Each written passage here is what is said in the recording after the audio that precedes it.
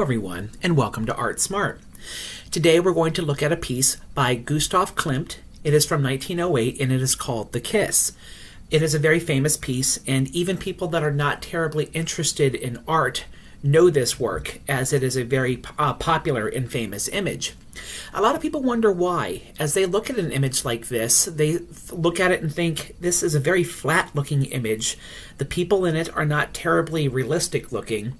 There are a lot of awkward shapes and colors going on, and there's an awful lot of gold in this particular work. And it also appears to most people that these characters should be laying down, and yet they are somehow standing up. And so a lot of people that are not interested in works that are not 100% straightforward will turn their nose up to this particular piece. Let me take a minute or two just to explain why I think that you should look at it in a different way. First and foremost, you should know that this came out during the rise of an art movement called Art Nouveau.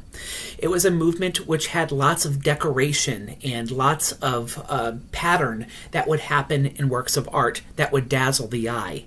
It was a period that was trying to celebrate decoration and not just bringing realistic looking objects onto the painting. They really wanted you, or in the particular case of what I'm showing you here, in the real life environment that they are creating. The Art Nouveau movement was trying to make you more interested in the decoration side of art.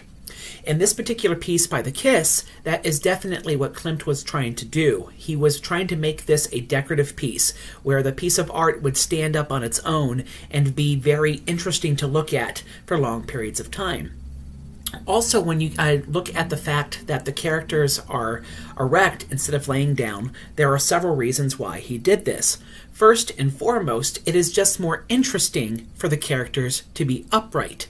If the characters were laying down, it is quite frankly not a very interesting image.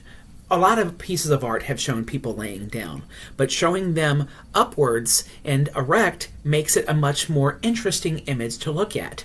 And when you have artwork that is not trying to be terribly realistic, one of the first and foremost goals of those kinds of artists are typically, can I make this image more interesting to look at?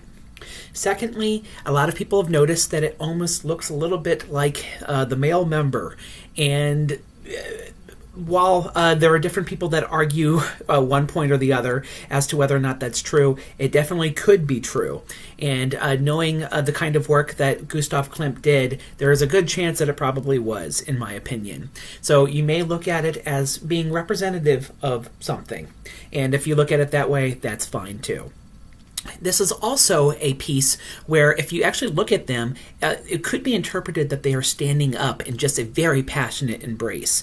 And keep in mind that he wanted to flatten these characters out to make them look like decorations. So the fact that they are pressed together in an unrealistic way and maybe sitting up in this particular picture is perfectly understandable if you look at it from the point of view of these are just supposed to be decorative looking people and not realistic looking people. Another important point that I want to point out is this particular work was really going back to the Middle Ages, where you had a lot of Byzantine works that were icons. These beautiful icons had gold leaf all over the icon and used all kinds of jewels. And the idea was to celebrate God in his majesty by using all of these wonderful materials that would shine in the light. And I think that was something that very much inspired Gustav Klimt. And so in his particular work, he utilized the same technique. This may not be a religious image, but he feels that using the same technique that the religious images of the Middle Ages utilized helps to make his work stand out and have a power in and of itself.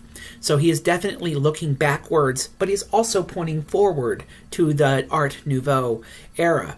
And so I think this is a very interesting work of art. It is beautiful to look at with all of its dazzling color, and it's definitely a piece that you should see in person.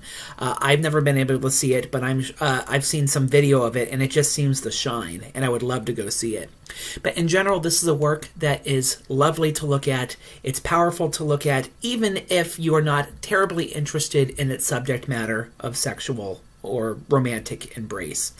Hopefully this makes you a little bit more art smart, and it helps to make this particular painting stand out a little bit more to you. Have a great day, everybody.